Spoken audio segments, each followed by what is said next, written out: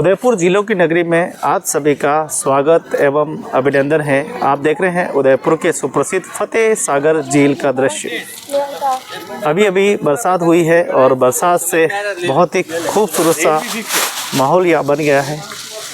और देखिए यहाँ पर देखते देखते अभी बहुत बड़ी संख्या में भीड़ यहाँ पर मौजूद रहेगी, क्योंकि उदयपुर के शाम के समय 5 बजे से ही लगभग सभी पर्यटकों का आने का तांता यहाँ लगना शुरू हो जाता है। और अभी शाम का समय है और शाम के समय से देखते देखते बहुत बड़ी संख्या में भीड़ आती है।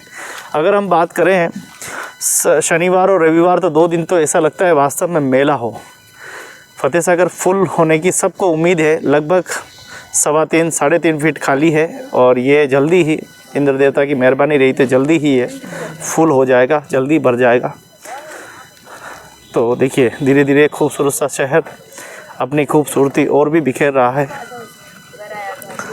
पधारो हमारे देश उदयपुर मेवाड़, एक खूबसूरत सा शहर आप सभी देख रहे हैं। और इसको देखना है तो आप भी अगर उदयपुर को देखने की चाहत है तो ज़रूर आइए। और उदयपुर के इस लगभग 1 किलोमीटर लंबी इस पूरी पहाड़ है ये। पहले तो ये इतनी सी हुआ करती थी, फिर सरकार ने इसको इतना चौड़ा किया और बहुत ही अच्छा घूमने का अच्छा कर दिया है।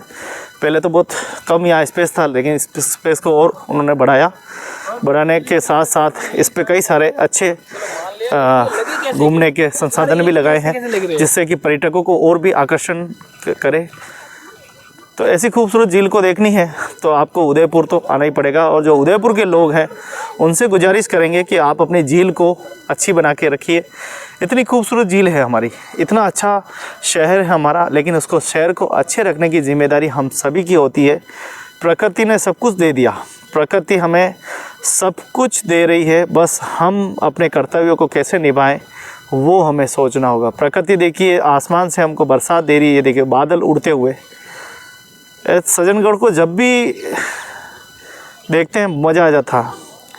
जब महाराणा सज्जन सिंह जी ने जब इस सज्जनगढ़ को बनवाया था तो उन्होंने अपने मंत्रियों से यही कहा था कि आप ऐसी जगह बताइए जिससे कि मैं पूरे मेवाड़ को देख पाऊँ, सबसे ऊंची चोटी पर मेरा महल बनाओ। तो ये महल सज्जन सिंह जी के नाम से सज्जनगढ़ महल वहाँ पे मौजूद, जिसे मानसून पैलेस और आप बायोलॉजिकल पार्क के नाम से भी जानते हैं, वहीं है पास में सारा।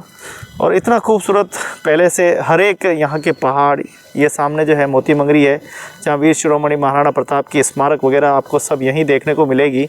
अगर आप उदयपुर दर्शन के लिए आते हैं तो ये भी आपका एक सबसे अच्छा फोर्ट है। फतेह सागर तो है ही है, खाने पीने की हर एक चीज़ यहाँ पर मिल ही जाती है।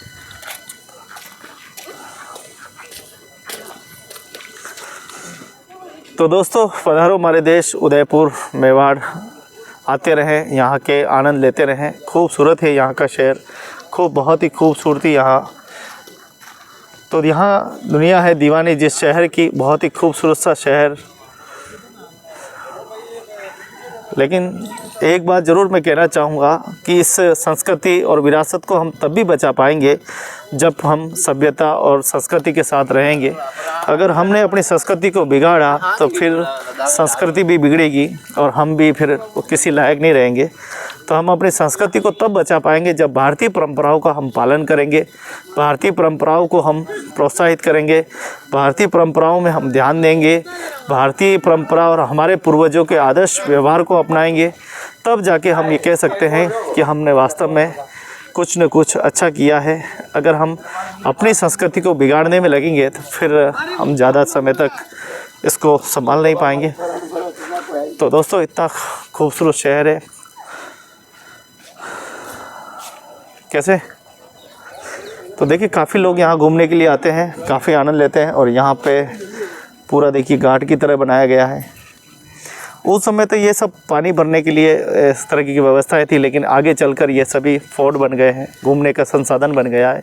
पहले तो आप जानते हैं कि लोग पानी भरने के लिए जाते थे, कोई कपड़े धोने के लिए, नहाने के लिए, सब आया करते थे। लेकिन धीरे धीरे समय बदलता गया और अब हमारे पास मोटर, बटन दबाते ही घर में पानी, बटन दबाते ही बिजली देवी, बटन दबाते ही जल देवी, बटन दबाते ही पवन देव हमारे घर में उपस्थित हो जाते हैं। कुल मिलाकर समय बदला, दशा बदली, दिशा बदली। हमको भी समय के साथ बदलना पड़ेगा। और अगर हमने पानी की हिफाजत नहीं की, स्वच्छ भारत की पालना नहीं की, अगर हमने गंदगी पर काबू नहीं पाया, तो फिर हम बीमारियों के शिकार हो ही जाएंगे।